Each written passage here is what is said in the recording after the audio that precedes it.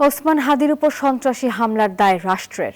দেশ ও দেশের মানুষকে নিরাপত্তা দিতে ব্যর্থ স্বরাষ্ট্র মন্ত্রণালয় এমন অভিযোগ এনে স্বরাষ্ট্র উপদেষ্টার পদত্যাগ দাবি করেছেন এনসিপির যুগ্ম আহ্বায়ক সারওয়ার তুষার।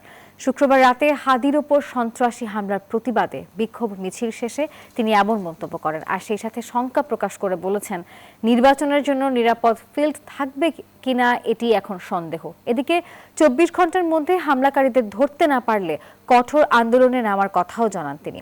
বিক্ষোভ মিছিলটি এনসিপির বাংলা মোটর অস্থায়ী কার্যালয় থেকে শুরু করে শাহবাগ মোড়ে গিয়ে শেষ হয়।